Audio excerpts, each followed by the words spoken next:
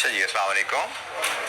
हमारी डिस्कशन हो रही थी ओवरहेड एब्जॉर्प्शन के ऊपर, और हमने आखिरी लेक्चर में ये 3 क्वेश्चन देखे थे, क्वेश्चन नंबर 2, 3 और 4, जिसमें हमने एलोकेशन, अपोर्शनमेंट, रीअपोर्शनमेंट और फाइनली एब्जॉर्प्शन रेट डिटरमिन करना और फिर overhead cost per unit measure करना, ये सारी बातें कुछ हमारी लास्ट लेक्चर में इन 3 सवालों की मदद से कंक्लूड हुई थी। तो कोई सवाल किसी ट्रीटमेंट पे, किसी क्वेश्चन में, कोई स्टेटमेंट पे, कोई इशू, कोई चीज समझ ना आई हो?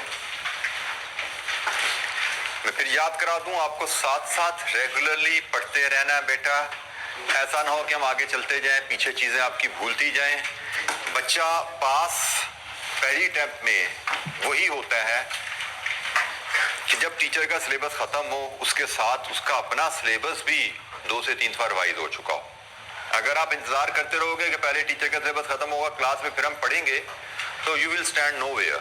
एक्सेप्शन 100 में से एक बच्चे की हो सकती है जो शायद टीचर का सिलेबस खत्म कराने के बाद पढ़ के भी पास कर जाए, लेकिन 99 बच्चे वही पास होते हैं जो साथ साथ पढ़ रहे हैं, रोज का काम रोज, वीकेंड का काम, टेस्ट में, असेसमेंट में, मिड टर्म में साथ साथ रिवाइज करके बैठ रहे हैं। जो बच्चे वही आखिरी महीने में फाइनल रिवीजन्स तगड़ी कर पाते हैं, वही आखिरी महीने की रिवीजन से सब्जेक्ट की प्रिपरेशन को इस लेवल पे ले जा पाते हैं कि पेपर पास हो।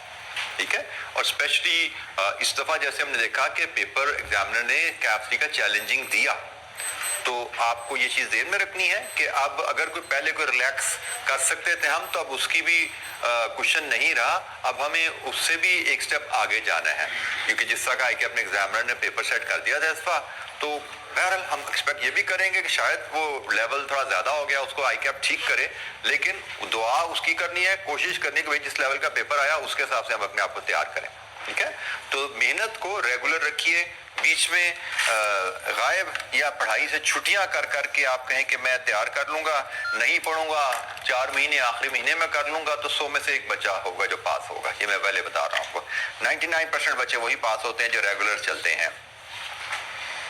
अच्छा जी, आज की जो हमारा आज का एजेंडा है that is recording of overheads. हम ओवरहेड अकाउंटिंग की बात करेंगे और इसके साथ कुछ टर्मिनोलॉजीज की बात करेंगे कि हम ओवरहेड की रिकॉर्डिंग कैसे की जाती है।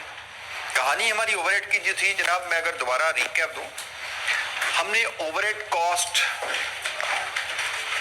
का फ्लो हमने क्या सीखा था। कॉस्ट का फ्लो जो आपको बताया गया था, उसमें आपको कहा गया था कि भाई एक रॉ मटेरियल इन्वेंट्री काउंट होता है, एक डायरेक्ट वेजेस अकाउंट होता है, एक हम यहाँ पे प्रोडक्शन ओवरहेड या फैक्ट्री ओवरहेड, जैसे मर्जी इसको कॉल करें आप, फैक्ट्री ओवरहेड कह लें, प्रोडक्शन ओवरहेड कह लें, एक ही बात है, इसका अकाउंट होगा। एक यहाँ पे वर्क इन प्रोसेस का अकाउंट होगा। और वर्क इन प्रोसेस के बारे में बताया था, ये तो हम हर ऑर्डर के लिए अलग-अलग खोलते हैं, हमें 4 ऑर्डर आएंगे, हर ऑर्डर का अलग वर्क इन प्रोसेस अकाउंट खुल जाएगा। रॉ मटेरियल जब खरीदा जाता है इधर रिकॉर्ड कर लिया जाता है, रॉ मटेरियल जब इशू किया जाता है तो यहाँ पे क्रेडिट, इधर डेबिट कर लिया जाता है। Raw material is your direct material, बल्कि मैं इसको और थोड़ा सा सिंपल डायरेक्ट मटेरियल ही लिख देता हूँ, मैं इसको डायरेक्ट मटेरियल ही लिख देता हूँ, मैं इसको डायरेक्ट मटेरियल। ठीक है जी, तो इधर से इशू हुआ, यहाँ पे डेबिट हो गया। डायरेक्ट वेजेस, यहाँ पे वर्कर्स काम करते हैं प्रोडक्शन पे, बेटा इसका टेम्परेचर सेट करवा दो, 25-26 करवा दो, इसका एक ही चलाओ, इसका टेम्परेचर 25-26 करवा दो। डायरेक्ट वेजेस, यहाँ पे वर्कर काम कर रहे हैं, फैक्ट्री इनकी सैलरी पे करेगी कैश, और फिर यहाँ से हमें पता है भाई ये तो इस जॉब का है, से वर्क इन प्रोसेस नंबर 1 का है, तो ये भी जनाब यहाँ से डायरेक्ट वेजेस आ जाती हैं आपकी।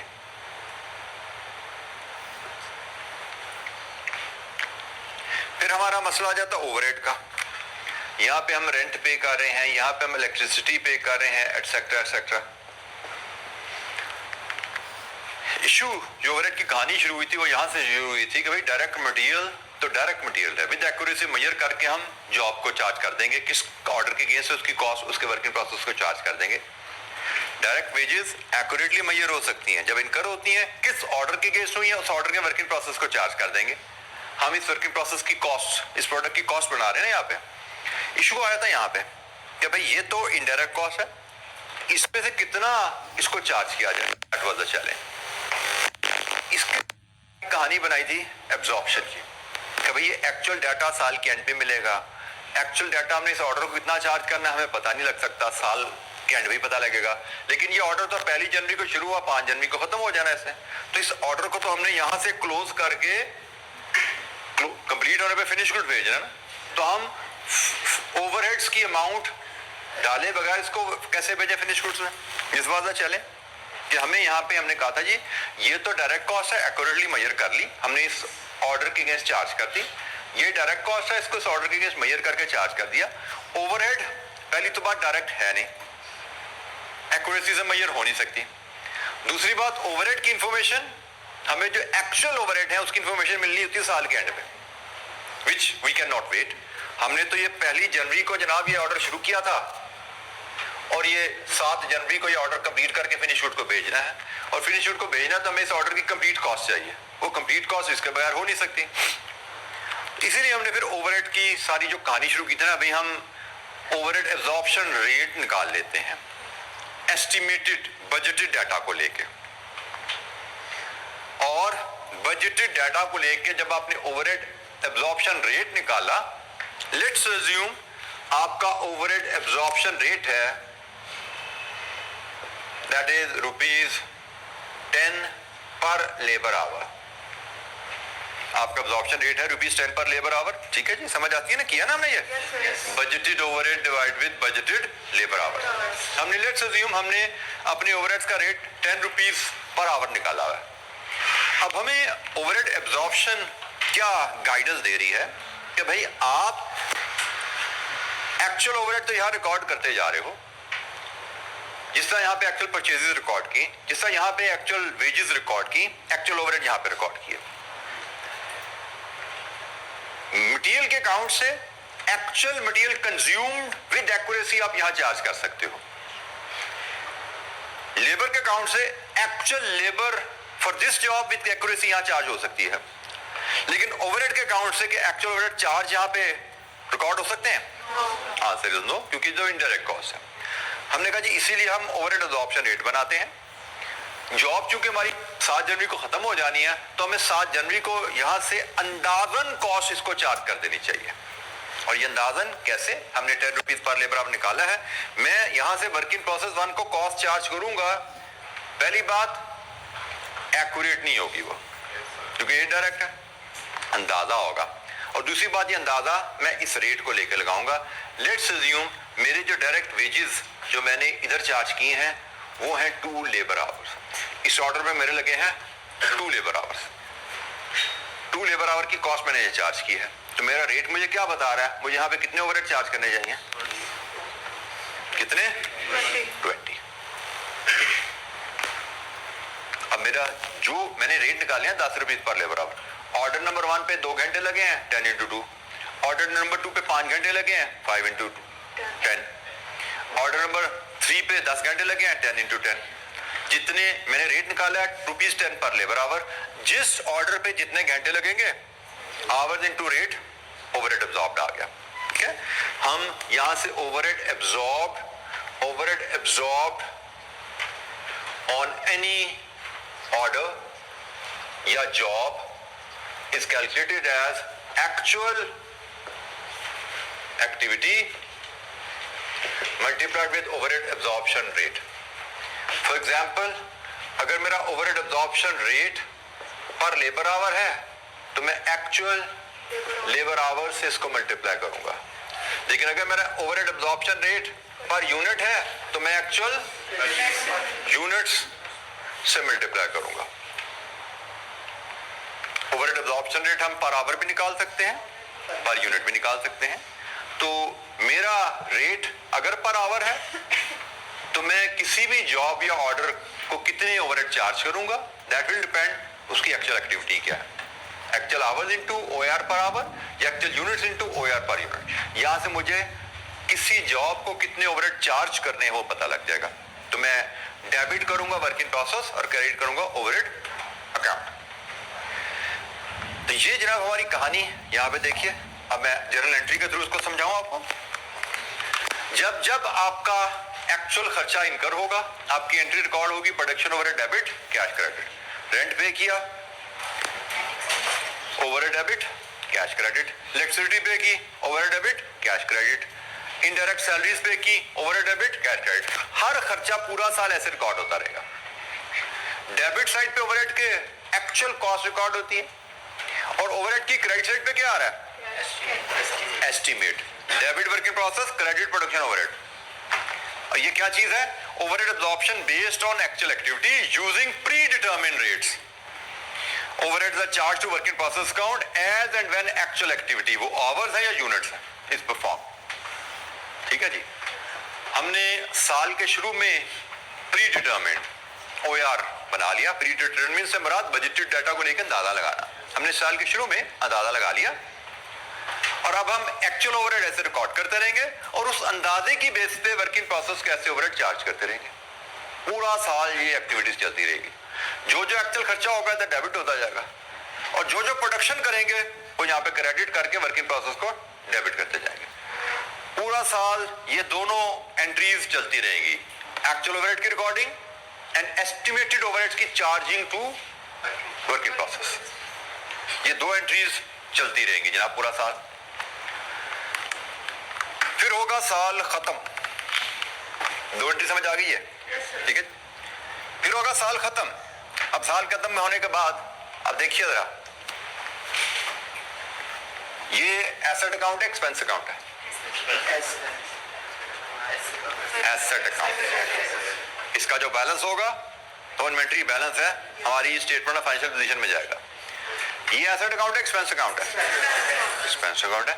और साल के एंड पे एसेट अकाउंट का बैलेंस तो कैरी फॉरवर्ड हो जाता है। साल के एंड पे एक्सपेंस अकाउंट का बैलेंस क्या होता है, जीरो। ये एसेट अकाउंट है, एक्सपेंस, साल के एंड पे इसका बैलेंस भी जीरो होना चाहिए। बिल्कुल ठीक हो गया। लेकिन जीरो होने के लिए जरूरी है कि डेबिट क्रेडिट बराबर हो। जितना खर्चा यहाँ पे पे करोगे, हर खर्चा किसी जॉब के लिए उसको चार्ज हो जाएगा, जीरो हो जाएगा ये तो ऑटोमेटिकली। जितना खर्चा यहाँ पे एक्चुअल पे करोगे, क्या उतना ही चार्ज कर रहे हो यहाँ पे? यहाँ पे अंदाजे से चार्ज कर रहे हैं। पे एक्चुअल हो रहा है, चार्ज अंदाजे से हो रहा है।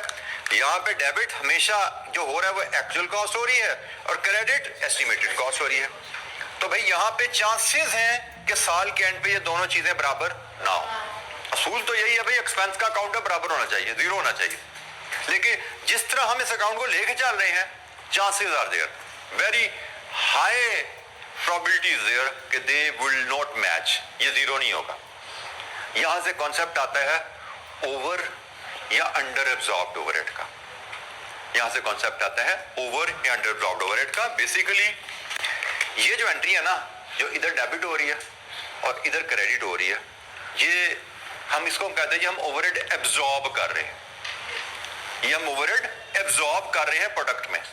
हमने प्रोडक्ट बनाई, ओवरहेड एब्जॉर्ब करने से बरात एस्टिमेटेड बेसिस पे ओवरहेड कॉस्ट चार्ज कर देना प्रोडक्ट की कॉस्ट में। हम एस्टिमेटेड बेसिस पे प्रोडक्ट की कॉस्ट को चार्ज करते जा रहे हैं, इसको कहते हैं ओवरहेड एब्जॉर्ब होना। और ओवर एब्जॉर्ब सिचुएशन क्या है?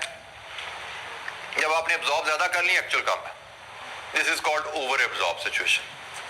एब्जॉर्ब ज्यादा कर लिया, साल के एंड पे हिसाब लगाया, कभी टोटल खर्चा हमने किया था 100 रुपया और एब्जॉर्ब कर लिया 120 रुपए, this is called over absorb. ये है ओवर एब्जॉर्ब की सिचुएशन। एंड वाइस वर्सा, साल का खर्चा पूरा असल में हुआ 100 रुपया, आपने प्रोडक्शन को चार्ज किया 90, ये है अंडर एब्जॉर्ब, ये है अंडर एब्जॉर्ब। ओवरहेड अकाउंट कैसे बनेगा? डेबिट क्या होना है, क्रेडिट क्या होना है, और साल के एंड पे दोनों साइड का difference, that will tell us over absorbed है या अंडर एब्जॉर्ब्ड है। जी,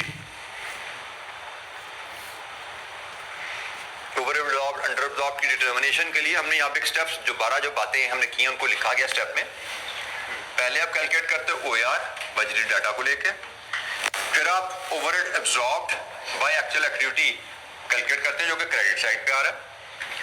कैसे होता है? Pre determined OAR into actual activity level, और फिर आप कंपेयर करते हो एब्जॉर्ब्ड ओवरहेड को एक्चुअल से। अगर एब्जॉर्ब्ड ओवरहेड ज्यादा है एक्चुअल से, हम कहते हैं ये ओवर एब्जॉर्प्शन है।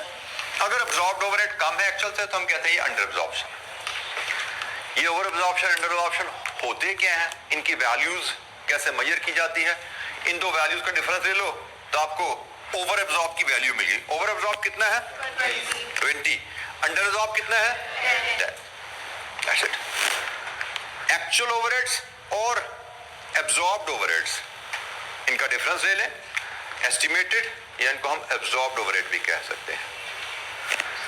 एक्चुअल ओवरहेड्स और एब्जॉर्ब्ड ओवरहेड का डिफरेंस लो, वो हमें बताते हैं कि हमारी सिचुएशन ओवर एब्जॉर्ब्ड है या अंडर एब्जॉर्ब्ड। एब्जॉर्ब्ड से मुराद होता है प्रोडक्शन को जो कॉस्ट चार्ज की है वो कितनी है, एक्चुअल से मुराद एक्चुअल खर्चा कितना किया है। इस केस में हमने एक्चुअल खर्चा 100 रुपया किया है, प्रोडक्शन को चार्ज हमने 120 कर दिया, क्योंकि अंदाजे से चार्ज कर रहे थे ना, तो ज्यादा चार्ज हो गया।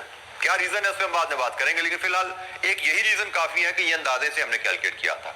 अंदाजा एक्चुअल के बराबर होना जरा मुश्किल होता है। अंदाजा हमने साल के शुरू में लगाया था, एक्चुअल रिजल्ट तो हमें साल के आखिर में मिल रहा है, तो ये फर्क हो सकता है। तो जनाब फर्क आ गया, हमने कहा जी ये ओवर एब्जॉर्ब्ड है and this is over absorption by 20 rupees, ये अंडर एब्जॉर्प्शन है and this is under absorption by 10 rupees.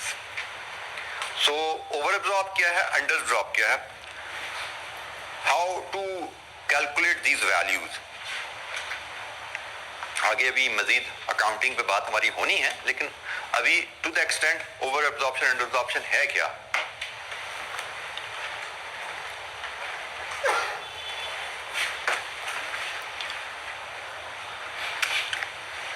ये फ्लो जो मैंने अभी आपसे शेयर किया वही यहाँ पे नजर आ रहा है, लेकिन पहले इस फ्लो को मैं दोबारा, इसमें तो ओवर अंडर एब्जॉर्प्शन की काउंटिंग ट्रीटमेंट की बात भी हो रही है, उसको हम बाद में देखते हैं। मैं चाहता हूँ कि हम पहले इलस्ट्रेशन 15 और 16 देखें जरा, जिसमें हम ओवर एब्जॉर्प्शन अंडर एब्जॉर्प्शन की जरा वैल्यूज कैलकुलेट करें। जरा इलस्ट्रेशन 15 पे आइए जरा।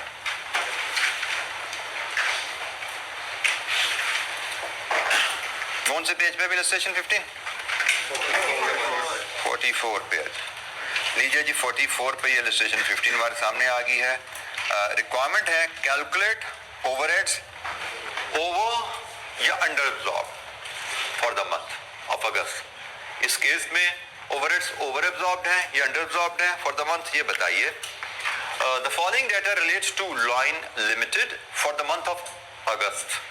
Overheads budget actual, labour hours budget actual, required calculate overheads over या under absorb for the month. अच्छा जी, ओवर अंडर एब्जॉर्ब्ड मेजर करने के लिए हम किन दो वैल्यूज का डिफरेंस लेते हैं, एक्चुअल एंड एब्जॉर्ब्ड। क्या बोला था? एक्चुअल एंड एब्जॉर्ब्ड, ठीक है जी। तो सबसे पहले किसी भी सवाल को हिट करने का तरीका होता है कि रिक्वायरमेंट का फॉर्मूला देने में लाओ। उसने हमसे कहा ओवर अंडर एब्जॉर्ब बताओ, तो हमने कहा जी हमें ओवर अंडर एब्जॉर्ब के लिए दो वैल्यूज चाहिए, एक एक्चुअल ओवर और दूसरी absorbed overheads. Actual overheads readily available है, कितने हैं? 1,80,000। और एब्जॉर्ब्ड ओवरहेड कैसे निकालते हैं, ये आ रहा है एक्चुअल एक्टिविटी इनटू OAR, ठीक है जी, एक्चुअल एक्टिविटी इनटू OAR। अच्छा जी, अब यहां पे एक्टिविटी मेजरमेंट का यूनिट क्या दिया गया है? प्रोडक्शन यूनिट्स है या आवर्स है? आवर्स है। इसका मतलब मुझे एक्चुअल एक्टिविटी की जगह एक्चुअल आवर्स लेने हैं और मुझे ओवरहेड एब्जॉर्प्शन रेट पर आर चाहिए। ये कहानी है जी मेरी। तो जनाब अब बताइए मुझे एक्चुअल आवर्स कितने हैं? एक्चुअल आवर्स हैं, एक्चुअल आवर्स कितने हैं? ये मुझे कम सुनाई दे रहा था या आप 40 बोल रहे थे? 44,000। ओवरहेड एब्जॉर्प्शन रेट कैसे आता है? Budgeted overhead divide with budgeted labour hours, ठीक है जी, budgeted overhead divide with budgeted labour hours. तो बजटेड ओवरहेड है 1,60,000 और बजटेड आवर्स है 40,000। ये जो हमारा OAR यहाँ से आ रहा है और ये हमारी एक्चुअल एक्टिविटी से मल्टीप्लाई हुआ, कितने बने 176,000। अब बताइए what is the situation? This is under absorb, absorb कम है एक्चुअल से, this is called under absorb. Basically हम यहाँ पे बता क्या रहे हैं कि हमारा खर्चा हुआ है असल में 1,80,000, लेकिन हमने अंदाजे से जो प्रोडक्शन को खर्चा चार्ज किया वो 1,76,000 का है। हम असल खर्चे से कम प्रोडक्शन को चार्ज किया है, this is called under absorb. हमने कम खर्चा चार्ज किया, अंडर एब्जॉर्ब। यहां पे मैं एक बहुत बड़ी मिस्टेक जो बड़ी फ्रीक्वेंटली और बड़ी एंड तक बच्चे करते रहते हैं, वो इन दो वैल्यूज में मिक्सअप है, एब्जॉर्ब्ड ओवरहेड एंड ये कौन सी फिगर है? ये दो फिगर्स बच्चे, मतलब मैं कहना वर्ड नहीं बोलना चाहता, लेकिन वो कबर में पाँव लटक जाते हैं, बट ये गलती करना नहीं भूलते, ये मिक्स करते रहते हैं। पेपर से एक दिन पहले भी अक्सर बच्चे ये गलती कर रहे होते हैं। मैं आपको यहाँ पे मार्क कर रहा हूँ, एब्जॉर्ब्ड ओवरहेड कहाँ से आएगा? यहाँ से। और बजटेड ओवरहेड यहाँ पे इस्तेमाल होता है, OAR की कैलकुलेशन बजटेड ओवरहेड इस्तेमाल होता है। OAR हम बजटेड ओवरहेड से निकालते हैं और फिर OAR को एक्चुअल एक्टिविटी से मल्टीप्लाई करते हैं, तो एब्जॉर्ब्ड ओवरहेड आते हैं। So never mix up the two thing. Over and absorbed, actual और एब्जॉर्ब्ड का डिफरेंस है, और एब्जॉर्ब्ड और budgets are not the same, they are not the same figure. Absorbed overheads और budgeted overheads they are not the same figure, याद रखिएगा। Budgeted overhead OAR की calculation में इस्तेमाल हुए, कहानी खत्म होगी। बजटेड ओवरहेड साल के शुरू में ओवरहेड का अंदाजा है, OAR हमने साल के शुरू में निकाला है, और एब्जॉर्ब्ड ओवरहेड कब निकलता है? साल के शुरू में या साल के एंड में? एक्टिविटी के एंड में। एक्चुअल एक्टिविटी साल के एंड में पता लगेगा ना, एक्चुअल कितने घंटे काम किया, एक्चुअल कितने यूनिट बनाए। एब्जॉर्ब्ड ओवरहेड साल के एंड पे पता लगता है, बजटेड ओवरहेड हम साल के शुरू में अंदाजा लगाते हैं, OAR साल के शुरू में कैलकुलेट करते हैं, ठीक है। सो never mix up the two things. तो ये हमारा केस है जी अंडर एब्जॉर्ब्ड का 4,000। कोई पॉजिटिव नेगेटिव साइन लगाने की जरूरत नहीं है, हम ओवर या अंडर लिखेंगे। 180 माइनस 176,000 4,000। इलस्ट्रेशन 16 परफॉर्म कीजिए ये ओवर अंडर एब्जॉर्ब की कैलकुलेशन। रिपीट एक्टिविटी है 15, इलस्ट्रेशन 15 की। बिल्कुल इसी अंदाज में जैसे मैंने छोटी सी कैलकुलेशन प्रेजेंट की है, इसी अंदाज में अपने रजिस्टर पे फॉर्मेट बनाइए कि आपको किन दो वैल्यूज का डिफरेंस लेना है, और फिर एब्जॉर्ब्ड ओवरहेड कैसे कैलकुलेट करेंगे।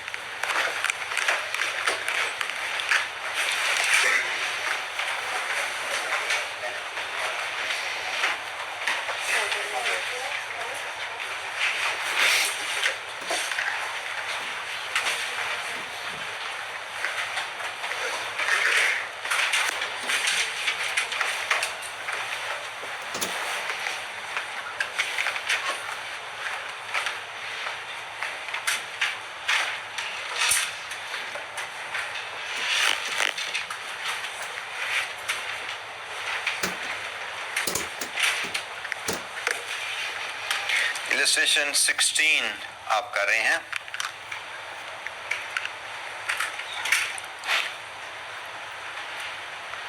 ओवरहेड एब्जॉर्प्शन रेट यहां पे क्या आ रहा है जी? 17.5 rupees per labour our. Budgeted overhead divided with budgeted labour hours, overhead absorption rate is 17.5। फिर ओवरहेड एब्जॉर्ब्ड लेने हैं, तो 17.5 को एक्चुअल एक्टिविटी से मल्टीप्लाई करें, कितने है ओवरहेड एब्जॉर्ब्ड? 480। तो जनाब ये हमारे पास ओवरहेड एब्जॉर्ब्ड है, ये हमारे पास एक्चुअल ओवरहेड्स है। एब्जॉर्ब्ड ओवरहेड ज्यादा है, एक्चुअल को कंपेयर करेंगे जब एब्जॉर्ब्ड ओवरहेड से, तो हमें पता लग रहा है इस situation of over absorbed. Absorbed overheads आपके ज्यादा हैं एक्चुअल ओवरहेड से बाय हाउ मच 2080 ये overheads over absorb. So over absorbed under absorbed overheads कैसे कैलकुलेट किए जाते हैं? बजटेड डाटा को लेके OAR निकाला जाता है। Budgeted overhead divide with budgeted activity, इस केस में लेबर आवर्स है, हमने OAR पर लेबर आवर निकाला, फिर OAR को एक्चुअल एक्टिविटी से मल्टीप्लाई करके, इस केस में लेबर आवर, हम ओवरहेड एब्जॉर्ब मेजर करते हैं। और एब्जॉर्ब्ड ओवरहेड्स और बजटेड ओवरहेड का डिफरेंस ओवर या अंडर एब्जॉर्प्शन होता है। This is a case of over absorption. अब देख लीजिए बजटेड ओवरहेड कहां पे पड़े हैं और एब्जॉर्ब्ड ओवरहेड कहां पे पड़े हैं। They are not the same. Budgeted overheads OAR के निकालने के काम आता है, कहानी खत्म होगी इसके बाद इनकी। फिर OAR को एक्चुअल एक्टिविटी से मल्टीप्लाई करते हैं, ओवरहेड एब्जॉर्ब्ड आ जाता है। एब्जॉर्ब्ड को एक्चुअल ओवरहेड से कंपेयर करते हैं, ओवर या अंडर एब्जॉर्ब की कहानी सामने आ जाती है। जी एनी क्वेश्चन? ओवरहेड ओवर या अंडर एब्जॉर्ब निकल आया। ओवर अंडर एब्जॉर्ब की वैल्यू हमें पता लग गई। रिजल्ट क्या है? ये दोनों साइड्स टैली नहीं है। अब हम एक स्टेप आगे चलते हैं, हमें पता लग गया भाई इन दोनों का डिफरेंस, ये दोनों साइड में फर्क आएगा। वो फर्क ऐसे भी हो सकता है, ऐसे भी हो सकता है, ओवर एब्जॉर्ब भी हो सकता है, अंडर एब्जॉर्ब भी हो सकता है। नतीजा लेकिन बहरहाल एक ही है कि हमारा कॉस्ट अकाउंट साल के एंड पे जीरो नहीं हुआ। कॉस्ट अकाउंट साल के एंड पे जीरो होना चाहिए, ये जीरो नहीं हुआ, so we will have to pass some adjusting entry to zero this account, to get this account to zero level, क्योंकि कॉस्ट का अकाउंट है, ईयर एंड पे जीरो होना चाहिए। अब इसको जीरो करने के लिए अब हम ओवर अंडर एब्जॉर्ब की काउंटिंग ट्रीटमेंट सीखने जा रहे हैं कि जब ओवर या अंडर एब्जॉर्ब आ जाए तो उसकी काउंटिंग ट्रीटमेंट कैसे की जाती है। अच्छा जी, over under absorption, over absorption की चले पहले बात करते हैं। ओवर एब्जॉर्प्शन का नतीजा क्या होता है, रिजल्ट क्या ओवर एब्जॉर्प्शन की वजह से? ओवर एब्जॉर्प्शन ये है कि भाई असल में खर्चा हमारा 100 हुआ था, हमने प्रोडक्शन को ज्यादा चार्ज कर दिया, यही है ना ओवर एब्जॉर्प्शन। हमने प्रोडक्शन को खर्चा ज्यादा चार्ज किया, इसका मतलब हमारी कॉस्ट जो है वो एक्चुअल से ज्यादा रिकॉर्ड होगी। यहां से फिनिश गुड्स में गई, एक्चुअल से ज्यादा रिकॉर्ड होगी। फिनिश गुड्स से जब बिकी तो कॉस्ट ऑफ सेल्स हमारी एक्चुअल से ज्यादा आ गई। सो ओवर एब्जॉर्प्शन की इंप्लीकेशन क्या है? Cost of product is overstated. जब प्रोडक्ट बनी cost of product is overstated, और जब प्रोडक्ट बिकी cost of sales is overstated. ठीक है, सो ओवर एब्जॉर्प्शन का result, cost of product is overstated and when product is sold cost of sales is overstated. Accounting में हम during the year estimated basis पे charge करते जा रहे हैं, ओवरहेड एब्जॉर्ब करते जा रहे हैं, लेकिन साल के एंड पे हमने इस अकाउंट को जीरो करना होता है। इस अकाउंट को जीरो करने के लिए फिर आपको ओवर या अंडर एब्जॉर्ब की एडजस्टमेंट पास करनी पड़ती है। जैसे ये अकाउंट में क्रेडिट 20 हुआ है, डेबिट 10 है। ओवर एब्जॉर्प्शन यही है ना, क्रेडिट 20 है, डेबिट 10 है। इस अकाउंट को जीरो करने के लिए क्या करेंगे? इसको 20 रुपए से डेबिट करेंगे तो जीरो होगा, इसको मैं जीरो कर रहा है तो हमें 20 रुपए से इसको डेबिट करना है। क्रेडिट कहां जाएगा? एंट्री देखिए जरा, अगर आपकी सारी प्रोडक्ट्स बिक चुकी हैं, अगर आपकी सारी प्रोडक्ट जो आपने बनाई थी सारी बेच दी हैं, इसका मतलब जो एक्स्ट्रा कॉस्ट का इंपैक्ट था वो सारे का सारा कॉस्ट ऑफ सेल्स में पहुंच गया है, क्योंकि एक्स्ट्रा कॉस्ट का impact working process finish good में जाता है, बिकने पे कॉस्ट ऑफ सेल में चला जाता है। जब सारी प्रोडक्ट बिक चुकी है तो सारी के सारा extra charge cost of sale में जा चुका है, तो जनाब कॉस्ट ऑफ सेल को क्रेडिट कर दो, ओवरहेड को डेबिट कर दो। ओवर एब्जॉर्प्शन खत्म करने के लिए, इस अकाउंट को जीरो करने के लिए हम इसको तो डेबिट करना है ना, इसको डेबिट करना है। क्रेडिट कहां जाएगा? हम बात करें चूंकि सारी प्रोडक्ट बिकने की सूरत में वो सारे का सारा एक्स्ट्रा जो डेबिट है वो कॉस्ट ऑफ सेल में जा चुका है। ओवर एब्जॉर्प्शन का मतलब एक्स्ट्रा खर्चा चार्ज कर दिया था, सारे यूनिट बिक चुके हैं तो सारे का सारा खर्चा कॉस्ट ऑफ सेल में पहुंच चुका है, तो भाई कॉस्ट ऑफ सेल को क्रेडिट कर दो, एक्स्ट्रा चार्ज था उसको रिवर्स कर दो वहां पे जाकर। ठीक है, लेकिन अगर सारी प्रोडक्ट नहीं बिकी, कुछ स्टॉक में पड़ी हुई है, इसका मतलब extra charge work in process से जो निकला था फिनिश गुड में गया था, सारी प्रोडक्ट नहीं बिकी, कुछ वहीं पे है, कुछ आगे हैं।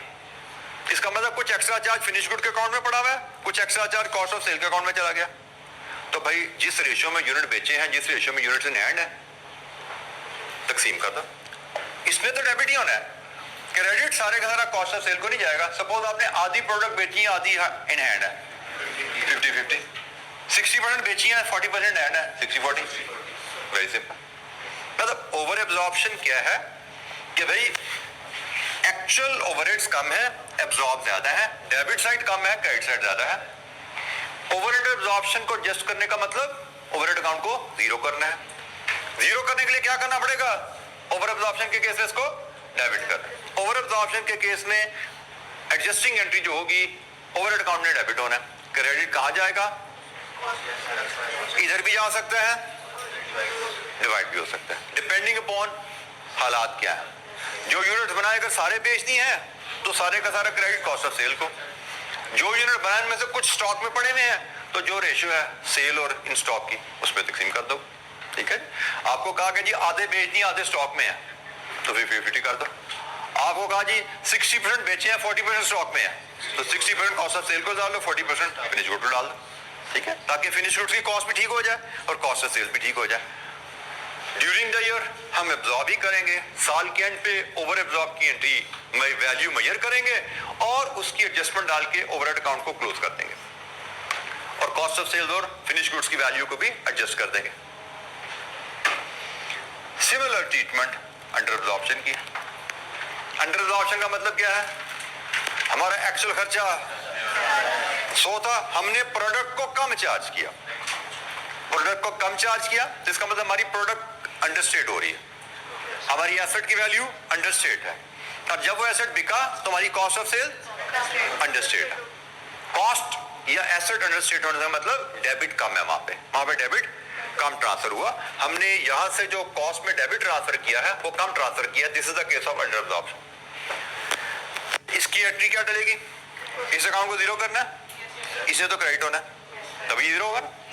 डेबिट कहां जाएगा? सेम वही कहानी। अगर सारे यूनिट बिक गए हैं तो सारा डेबिट कॉस्ट ऑफ सेल को, आधे बिके हैं आधे इन हैंड है तो आधा डेबिट फिनिश गुड्स को, आधा कॉस्ट ऑफ सेल को। ठीक हो गया। इसने क्रेडिट होना है अंडर एब्जॉर्प्शन के केस में तो डेबिट आपका कॉस्ट ऑफ सेल्स में या फिनिश गुड्स में जाएगा, वो हम देख लेंगे कैसे जाना है। Overhead, over absorption, under absorption क्या है और उसकी काउंटिंग ट्रीटमेंट कैसे की जाती है। एक एग्जाम्पल हमारे पास है जी पेज 45 पे ही ओवर अंडर एब्जॉर्प्शन की, इसको जरा देखते हैं।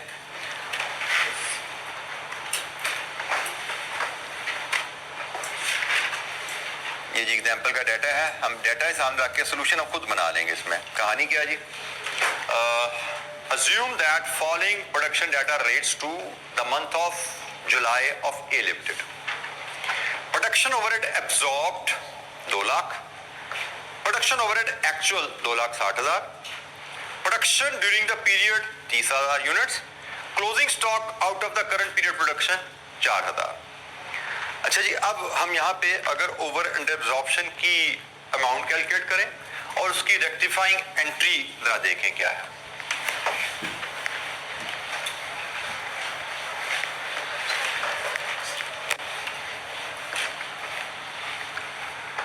हमें एग्जाम्पल में एक्चुअल ओवरहेड, एब्जॉर्ब्ड ओवरहेड बताए गए कितने हैं? एब्जॉर्ब्ड ओवरहेड्स 2 लाख हैं और एक्चुअल ओवरहेड्स 2,60,000। इसका मतलब हमारी कहानी है ओवर या अंडर? अंडर एब्जॉर्ब की।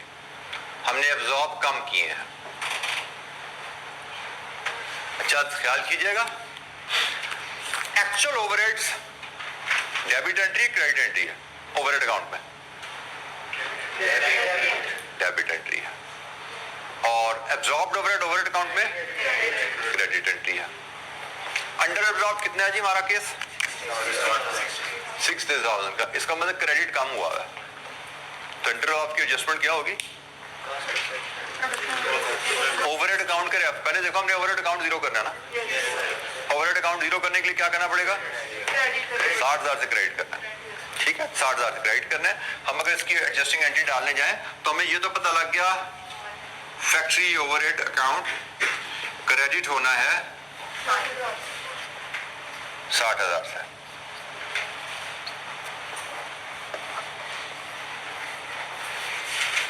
हमें चीज जो क्लियर नजर आ गई कि भाई एक्चुअल ओवरहेड्स ओवरहेड अकाउंट में डेबिट हुए में है, एब्जॉर्ब्ड ओवरहेड ओवरहेड अकाउंट में क्रेडिट हुए हैं। क्रेडिट 2 लाख है, डेबिट 2,60,000 है। ओवरहेड अकाउंट को क्लोज करना है हमें अगर, तो हमें ओवरहेड अकाउंट को क्रेडिट करना है 60,000 से, तभी ओवरहेड अकाउंट क्लोज होगा। अब क्वेश्चन आ गया डेबिट कहां जाएगा, डेबिट कहां जाएगा, दैट डिपेंड्स कि क्या हमने सारे यूनिट जो बनाए बेच दिए, नो। हमने 30,000 बनाए थे, इसमें से 4,000 अभी स्टॉक में है, मतलब 26,000 हमने बेच दी है। इसका मतलब इसका डेबिट कॉस्ट ऑफ सेल्स को भी जाना है, इसका डेबिट फिनिश गुड्स इन्वेंट्री को भी जाना है। तो 60,000 में से 26/30 और 60,000 में से 4/30, यही 2 हिस्से होने हैं ना। 30,000 के पीछे हमें 60,000 का फर्क पड़ा है, तो 30,000 में से 26 बेच दिए, 30,000 में से 4 स्टॉक में पड़े हुए हैं। जो बेच दिए कॉस्ट ऑफ सेल को फर्क डाल दो, जो इन हैंड है उसका फर्क फिनिश गुड को ले आओ। कितना है जनाब, 52,000, 8,000। लीजिए जी, ये हमारे ओवरहेड एब्जॉर्प्शन की एंट्री रिकॉर्ड होगी, सॉरी अंडर एब्जॉर्प्शन। हमारे ओवरहेड्स अंडर एब्जॉर्ब से हमने एस्टिमेटेड बेसिस पे जो कॉस्ट चार्ज की थी वो कम चार्ज कर दी थी, तो हमने ठीक कर दी वो एंट्री साल के एंड पे। हमेशा हम ईयर एंड पे ओवर या अंडर एब्जॉर्ब की वैल्यू कैलकुलेट करते हैं और फिर उस वैल्यू को एडजस्ट कर देते हैं।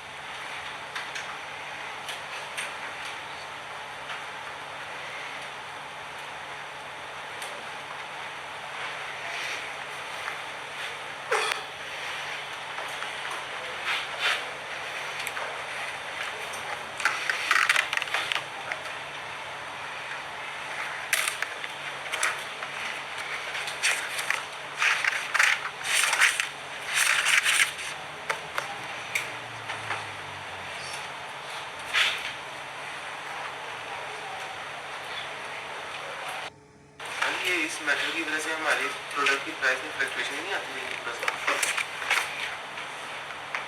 आपने सवाल किया इस मेथड की वजह से हमारी प्राइस में फ्लक्चुएशन नहीं आती।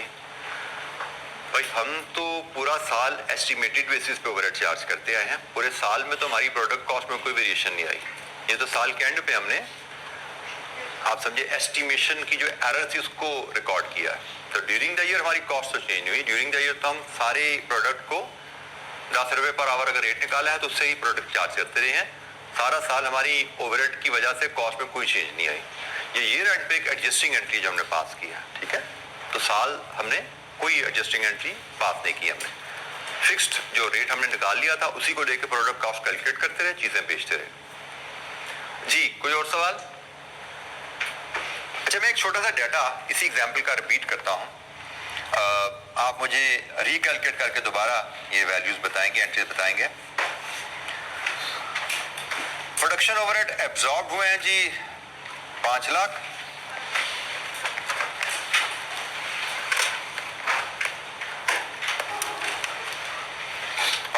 ओवरहेड एब्जॉर्ब है। एक्चुअल ओवरहेड है 4,50,000, यूनिट्स प्रोड्यूस हैं 10,000 और यूनिट्स जो क्लोजिंग स्टॉक में पड़े हुए हैं वो 1,500। यहां से आप अब मुझे ओवर अंडर एब्जॉर्ब की एंट्री बना के दीजिए। क्या एंट्री है? You will share the entry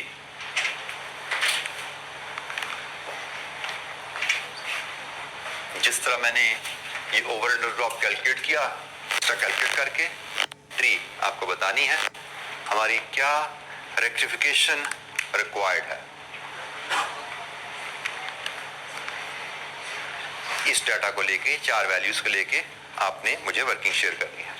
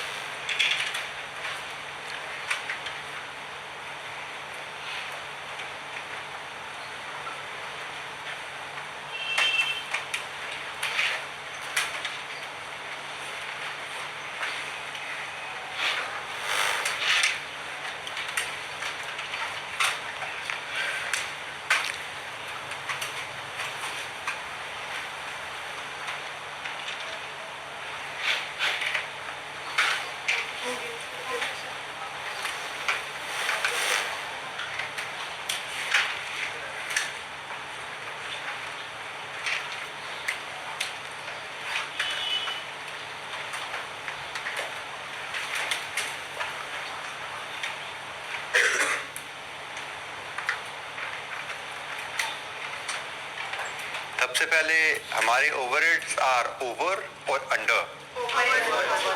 over absorbed overheads, हमारे ओवरहेड्स आर ओवर एब्जॉर्ब्ड।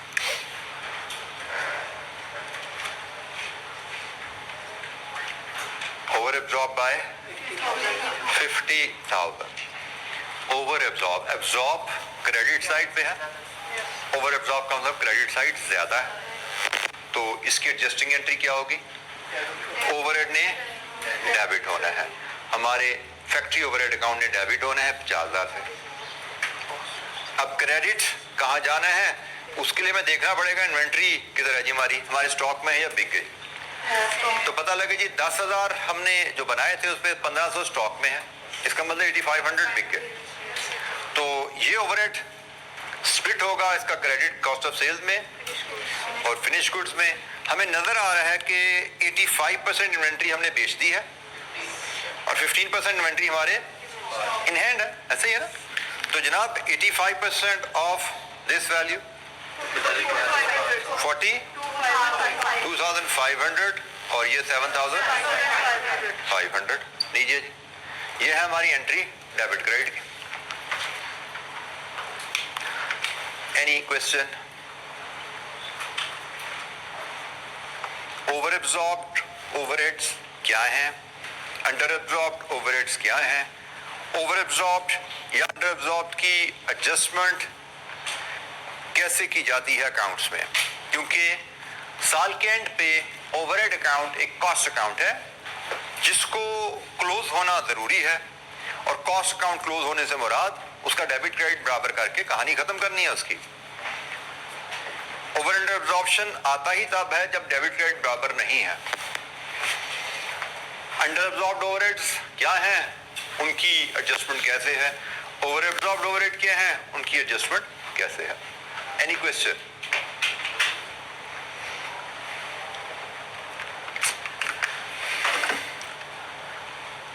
अच्छा, अक्सर हमें सवाल जो नजर आने वाले हैं उनमें ट्रीटमेंट कुछ ऐसे की जाती है। आल्दो हमने बात की कि अगर आपके कुछ यूनिट्स इन हैंड है, कुछ बिक गए हैं, तो ओवर अंडर ड्रॉप को आप कॉस्ट ऑफ सेल्स और फिनिश गुड में स्प्लिट कर दो। लेकिन अक्सर कंपनी की पॉलिसी होती है कि भाई बिके या नहीं बिके, जो ओवर या अंडर ड्रॉप की वैल्यू है उसको कॉस्ट ऑफ सेल्स को चार्ज कर दो। तो क्वेश्चन में हमें ज्यादातर क्वेश्चन में ये चीज नजर आती है। मैंने आपको एग्जांपल्स पहले इसलिए करा दी कि हमें आगे क्वेश्चन में शायद ये चीज नजर नहीं आएगी। और मैं यहाँ पे याद करा दूंगा रिवीजन और प्रैक्टिस का फर्क। अगर आप सिर्फ पास पेपर करते रहे तो ये चीज दोबारा आपके सामने नहीं आएगी कि ओवर अंडर ड्रॉप को स्प्लिट भी करना पड़ सकता है। हो सकता है एग्जाम में आपका ऐसा सवाल आ जाए। अभी तक to my memory pass paper में जितने भी सवाल नजर आए हैं मुझे, उनमें यही कहा जाता है जनाब कॉस्ट ऑफ सेल्स को चार्ज कर दो over under drop. This is also an option. Instead कि हम इसको स्प्लिट करें, हम सारे का सारा over under drop cost of sales को चार्ज कर सकते हैं और हमें ज्यादातर शायद बल्कि सारे ही क्वेश्चन हमें पास पेपर में ऐसे ही मिलने वाले हैं। ठीक है, लेकिन हमें ये एग्जांपल्स देखनी है, ध्यान में रखनी है, because we may come across a question in the examination जहां पे वो कह रहे हो कि भाई इनको शेयर करो, तो हमें पता ना चाहिए शेयर किस रेशियो में किए जाते हैं और कैसे किया जाता है। तो ये तो सिंपल है ना, अगर वो पॉलिसी दे दे सारे का सारा कॉस्ट ऑफ सेल को चार्ज करो तो फिनिश को कुछ भी नहीं आना, 50 का 50 इधर आ जाएगा। ठीक है, ये तो ज्यादा सिंपल हो जाता है काम।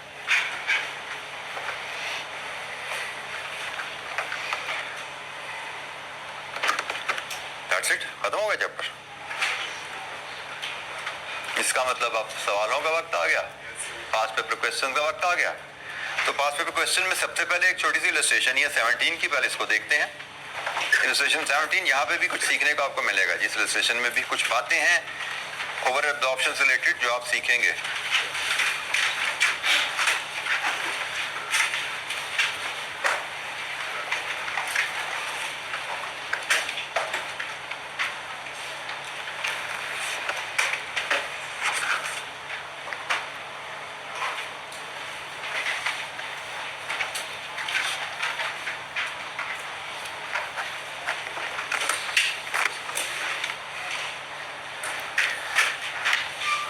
IF Limited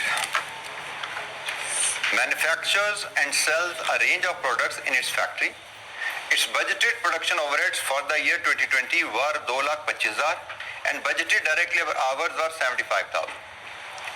Actual results in year 2020 were as follows: sales 9,45,000, direct material cost 195, direct labor cost 2,40,000, 60,000 घंटों की ये कॉस्ट है. Production overhead 2,10,000, administration overhead 1,05,000, selling and distribution overheads 1,35,000.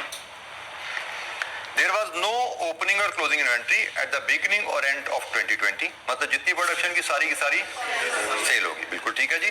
The company uses an absorption costing system and production overhead is absorbed using direct labor hour rate. Then we have 4 requirements. In fact, requirement number 1, production overhead absorption rate. जनाब क्या है production overhead absorption rate? Overhead absorption rate होता है जी budgeted overhead divide with budgeted activity, और activity उसने में दी है labour hours. So budgeted overhead divided with budgeted labour hours 3. बिल्कुल ठीक हो गया जी. तो हमने कहा जी हम इलस्ट्रेशन नंबर 17 पार्ट ए ओवरहेड एब्जॉर्प्शन रेट पर लेबर आवर चाहिए. Budgeted overheads divided with budgeted labor hours 2,25,000 divided with 75,000 it is rupees 3. नीचे जी part A overhead absorption rate is rupees 3. Part B over या under absorption of production overheads क्या है? Part B over या under absorption. Over under absorption के लिए हम देखते हैं एक वैल्यू एक्चुअल ओवरहेड्स की और दूसरी लेते हैं एब्जॉर्ब्ड ओवरहेड्स की. तो जनाब एक्चुअल ओवरहेड्स कितने हैं? 2,10,000 और एब्जॉर्ब्ड ओवरहेड कितने हैं?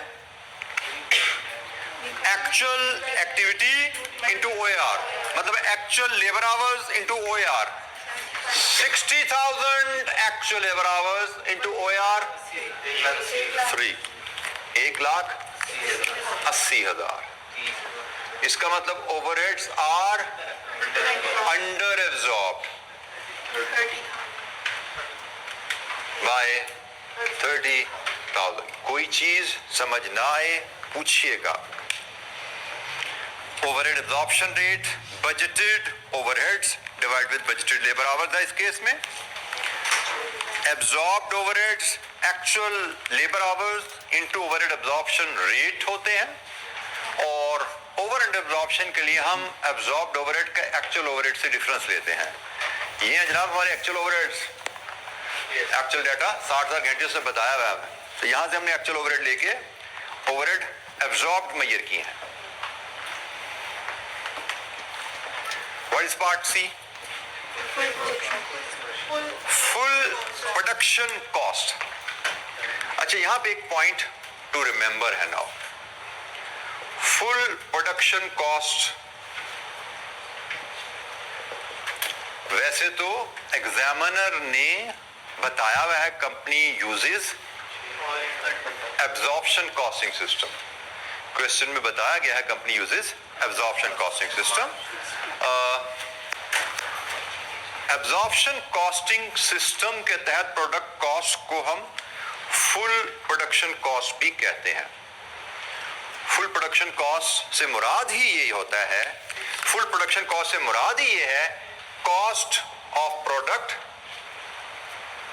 Using absorption costing.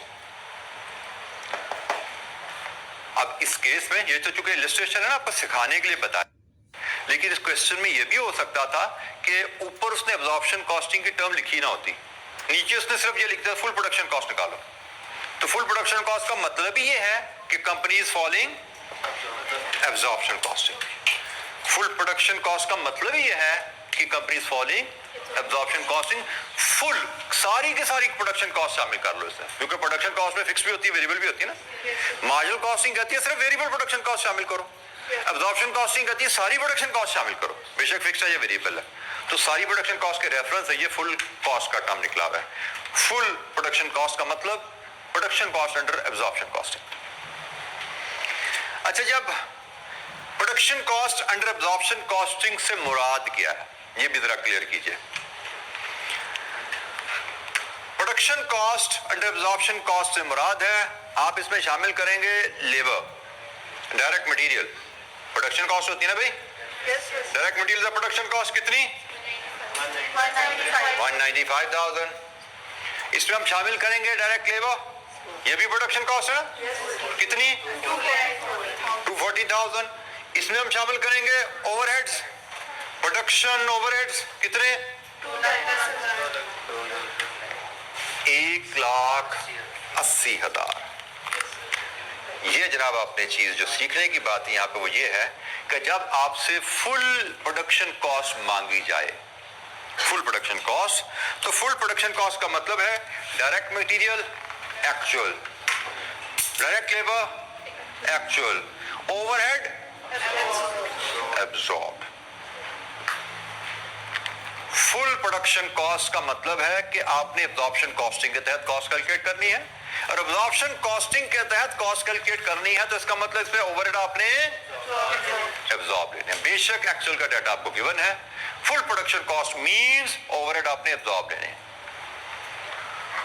इसमें एग्जामिनर एक ट्रिक छोटी सी डालता है, वो यहां पे वर्ड एक साथ ऐड कर देता है, एक्चुअल फुल प्रोडक्शन कॉस्ट। अगर वो यहां पे एक्चुअल डाल देगा ना तो फिर ये एक्चुअल ले लोगे आप, ये याद है। अगर वो कहे एक्चुअल फुल प्रोडक्शन कॉस्ट बताओ तो फिर ओवरहेड भी एक्चुअल ले लेने हैं। लेकिन अगर कहे सिर्फ प्रोडक्शन कॉस्ट बताओ तो ये अंडरस्टूड है, material labour actual, overhead absorb. Actual production cost बताओ तब सारी कॉस्ट एक्चुअल, सिर्फ प्रोडक्शन कॉस्ट में ये तो actual, overhead absorb, actual production cost में सब कुछ एक्चुअल। ये टर्मिनोलॉजी एग्जामिनर की आपने ध्यान में रखनी है, यहां पे एग्जामिनर हमें टेस्ट करता है।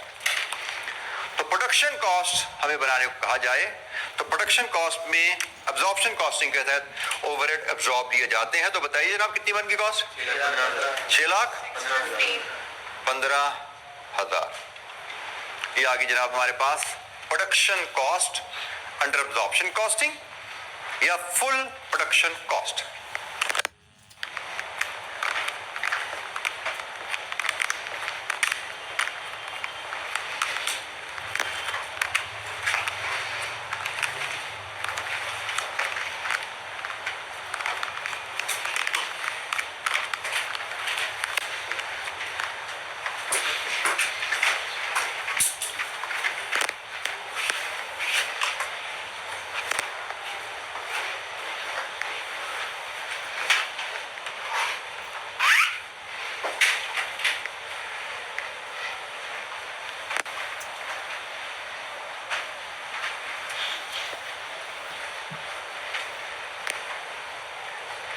जी एनी क्वेश्चन? हमने illustration 17 part A, part B और पार्ट सी, कोई सवाल, कोई पॉइंट जो आप पूछना चाहते हो, एब्जॉर्ब ना हुआ हो आपको?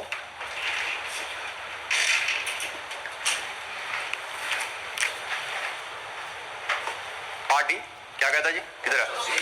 Cost of sales. अच्छा यहां पे देखिए, no opening stock, no closing stock, मतलब जितने यूनिट बनाए सारे बिक गए। तो क्या करें? ये सारी की सारी चली गई कॉस्ट ऑफ सेल्स में। तो जनाब हमारे पास आई full production cost of unit sold 6 lakh. क्या यही है कॉस्ट ऑफ सेल्स? नो। क्या एडजस्टमेंट आनी है? ओवर या under absorb.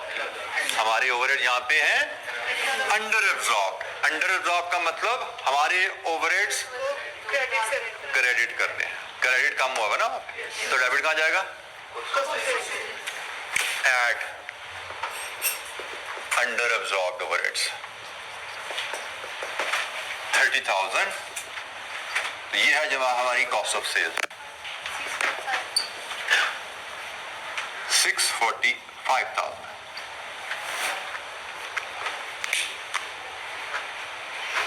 Cost of sales हमारी आ रही है जी 645,000। सारे का सारे यूनिट्स जो हमने बनाए वो बेच दिए, तो फुल प्रोडक्शन कॉस्ट इधर से उठा के कॉस्ट ऑफ सेल्स में ले गए। Then we must remember over under absorbed overheads होते हैं तो भी कॉस्ट ऑफ सेल्स में क्लोज करने होते हैं।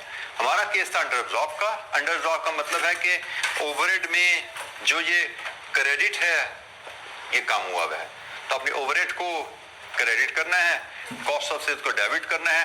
डेबिट कॉस्ट ऑफ सेल्स से मुराद ऐड होना, क्योंकि cost of sales in expense, expense में डेबिट ऐड होता है, एक्सपेंस में डेबिट ऐड किया तो कॉस्ट ऑफ सेल्स हमारी 645 पे चलेगी और ये हमारी कॉस्ट ऑफ सेल्स की फिगर भी यहां से आ गई। तो पॉइंट यहाँ पे जो रजिस्टर हमने किया, अगर हमसे फुल प्रोडक्शन कॉस्ट मांगी जाए, अगर हमसे production cost under absorption costing मांगी जाए, तो वी मस्ट रिमेंबर हम तमाम कॉस्ट एक्चुअल लेते हैं सिवाय प्रोडक्शन ओवरहेड्स के। कॉस्ट अंडर एब्जॉर्प्शन कॉस्टिंग में जो प्रोडक्शन ओवरहेड्स लिए जाते हैं वो एब्जॉर्ब लिए जाते हैं, और जो ओवर एंड एब्जॉर्ब का आइटम है वो कॉस्ट ऑफ सेल्स में आके एडजस्ट की जाती है। प्रोडक्शन कॉस्ट में एब्जॉर्ब्ड ओवरहेड लिए जाएंगे, ओवर एंड एब्जॉर्ब की एडजस्टमेंट कॉस्ट ऑफ सेल्स में पास की जाती है। जी एनी क्वेश्चन, कोई सवाल?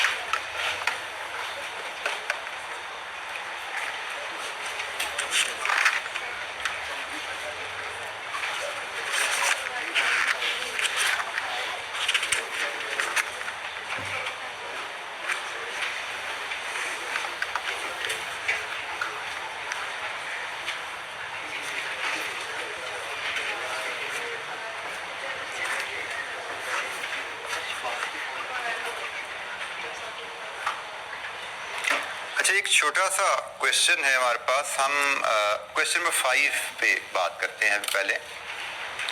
क्वेश्चन नंबर 5 पास पेपर का इसी चैप्टर का पेज 57 पे अवेलेबल है जी आपका।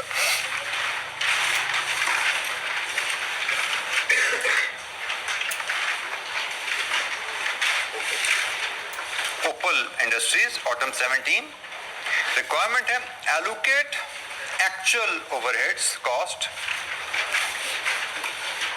ऑफ सपोर्ट डिपार्टमेंट, यहाँ पे देखिएगा actual allocate actual overhead cost of support department to production departments using repeated distribution method and compute under या over applied overhead for the month of June 2017। 5 number की repeated distribution method है, 3 number की over under application है। Open Industries produces various products which pass through processing and finishing departments. Logistics and maintenance department provide necessary support for the production. Following information is available from OIL's record for the month of June. Overhead cost ये budgeted है, ये actual है। Budget के साथ star लगा हुआ है, उसने कहा जी apportionment of overhead cost of support department, इसमें उसने कहा जी सर्विस डिपार्टमेंट की कॉस्ट हम यहाँ पे तकसीम कर चुके हैं।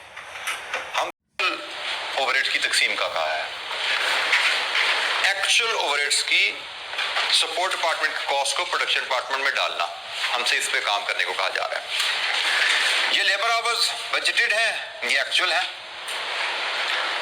Cost of support department are apportioned as under, logistic ने 1, 2, 3 ये सर्विसेज दी हैं, मेंटेनेंस ने 1, 2, 3 ये सर्विसेज दी हैं, रेसिप्रोकल सर्विसेज हैं। रिपीटेड डिस्ट्रीब्यूशन मेथड से हमने actual cost of overhead department को रीअपोर्शन करना है। 4 डिपार्टमेंट, 2 प्रोडक्शन के बेसिस ले आएंगे और कॉस्ट को तकसीम कर देंगे। हम क्वेश्चन नंबर 5 की बात कर रहे हैं।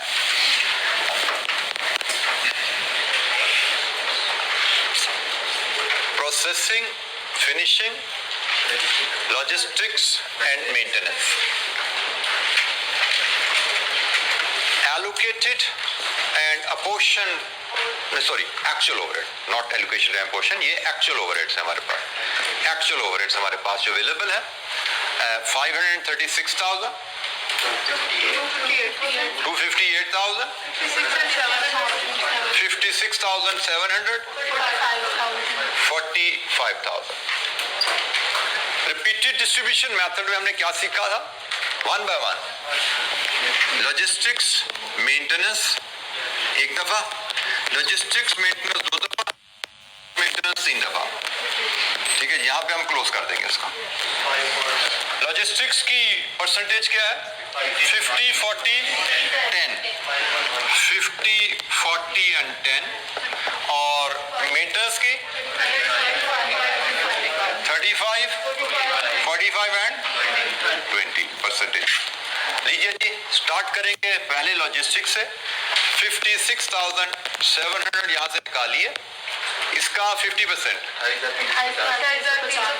350, इसका 40% 22,680, इसका 10%.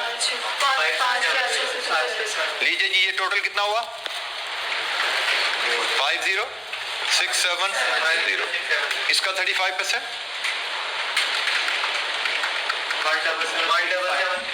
17735. जी, इसका 45% जी, इसका 20%, 134. ये दोनों की एक एक हमने अपोर्शनमेंट की. अब रिपीट करेंगे. बारी है फिर लॉजिस्टिक्स की. 134 का 50%, 5067. इसका 40%, इसका 10%.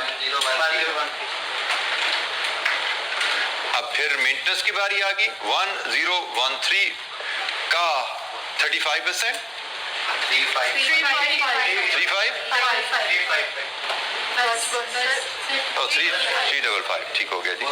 इसका 45% और इसका 20%, 203. अच्छा जी, ये हमने एक दफा लॉजिस्टिक्स को किया, फिर मेंटेनेंस को किया, फिर लॉजिस्टिक्स को किया, फिर मेंटेनेंस को किया. अब फिर लॉजिस्टिक की बारी है. 203. सर इसको 202 कर दें, वो फिर 1000 जरूरी नहीं है. राउंड ऑफ करके 203 आ रहे तो 203 नहीं चलेगा. बराबर करना जरूरी नहीं है. 203 को यहाँ से निकालो. लॉजिस्टिक्स 50%, 102, 40%, 81, 10%, 20. अब इसको यहाँ से निकालोगे 20 को, और यहाँ पे आना है 0. यही है ना. और अब इसके हिस्से बनने यहाँ पे 35 एंड 45, टोटल 80. तो 35/80, 20 into 35/80, 8.79, और ये हो गया 11. लीजिए जी, ये भी 0 हो गया, ये भी 0 हो गया. इसका टोटल बताइए. Actual overheads of processing department sum कीजिए, यहाँ से लेके यहाँ तक. गलती होगी कहीं भाई.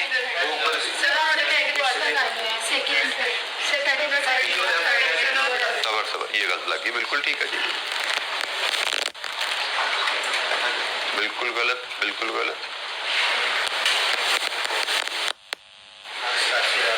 जी, सम कीजिए.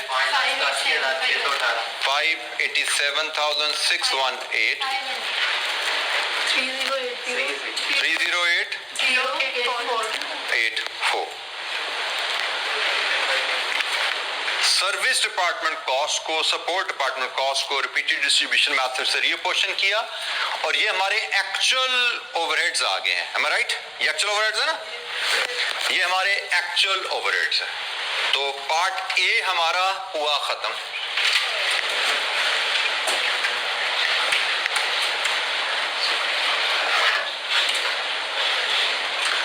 दोनों डिपार्टमेंट के एक्चुअल ओवरहेड्स आ गए. पार्ट बी क्या है? ओवर या अंडर एम्प्लॉयड. अच्छा बेटा, अब यहाँ पे जो चीज ख्याल करने की है, दो डिपार्टमेंट्स हैं. जब डिपार्टमेंट्स एक से ज्यादा हो तो ओवर एब्जॉर्प्शन रेट भी डिपार्टमेंट का अलग निकलता है. और अकॉर्डिंगली ओवर एंड अब्जॉर्ब अलग निकलेगा। हम यहाँ पे दो डिपार्टमेंट, एक प्रोसेसिंग एक फिनिशिंग, हमारे पास इनके बजटेड ओवरहेड्स अवेलेबल है। कितना प्रोसेसिंग का? 5,60,000। फिनिशिंग का हमारे पास इनके बजटेड लेबर आवर्स अवेलेबल है 14,000, 10,000। हम यहां से इनका OAR निकाल सकते हैं। कितना? 40, 32। हम इनको यहां से एक्चुअल आवर्स से मल्टीप्लाई करके ओवरहेड एब्जॉर्ब्ड ले सकते हैं। एक्चुअल आवर्स कितने हैं? 14,350। यहाँ पे 9,800 मल्टीप्लाई करो 574,000। यहाँ पे करो 3,13,000।